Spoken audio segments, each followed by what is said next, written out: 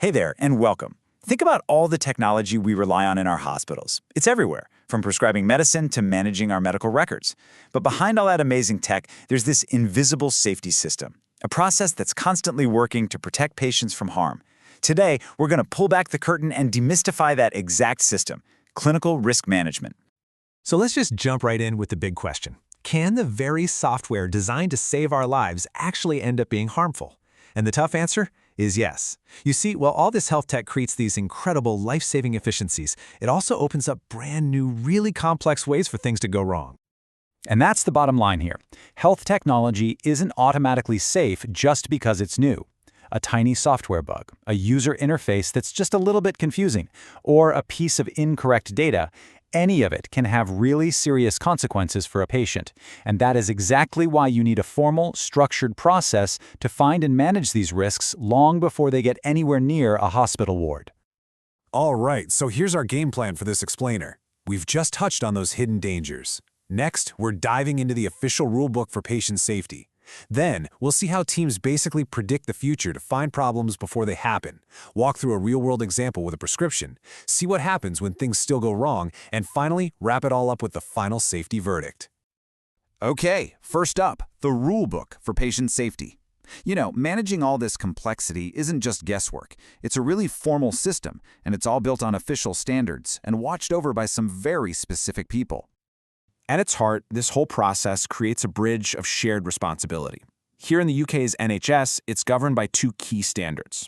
On one side of the coin, you've got DCB 0129. That's the rulebook for the manufacturers, the folks actually building the technology. And on the other side, you have DCB 0160, which is for the hospitals and clinics, the healthcare organizations that are actually using the tech. Both sides have to do their part to keep patients safe. And the person overseeing this entire process, that's the Clinical Safety Officer, or CSO.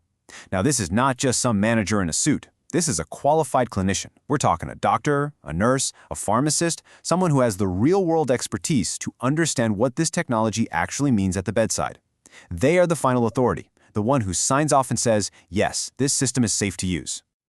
Now let's get to the really interesting part.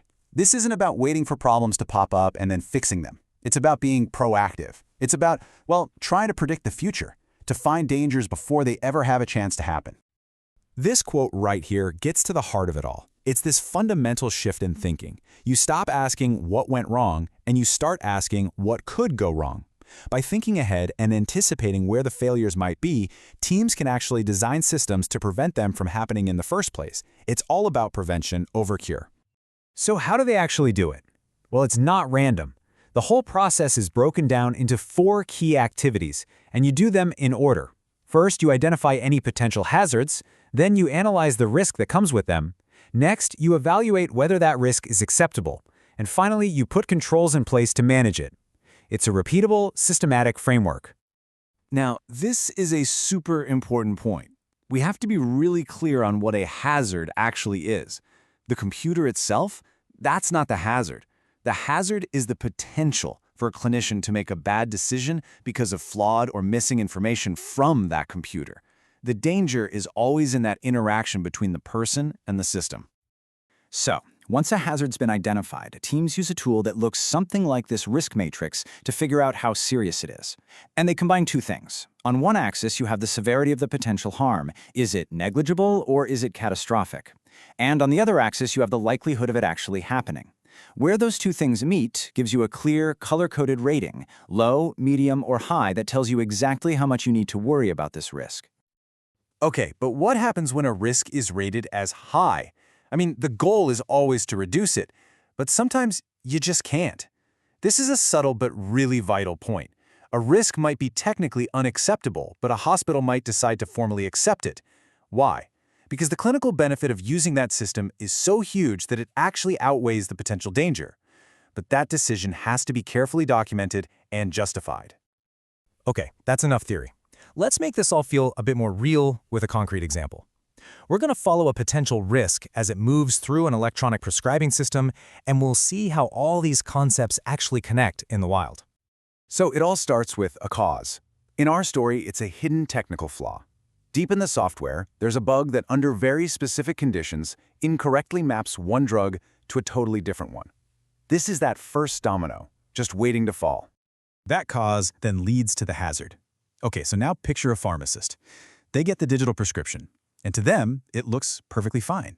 So they do their job just as they were trained and dispense the medication that's listed on the screen. And right there, in that moment, the hazard is realized.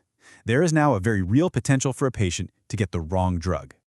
And what are the potential harms that could come from that hazard? Well, they're exactly what you'd fear. The patient could have a severe allergic reaction. The wrong drug could have a dangerous interaction with other medicines they're taking. Or, just as critically, the condition they actually have simply goes untreated. These are the credible, devastating outcomes. So how do we stop this from ever happening?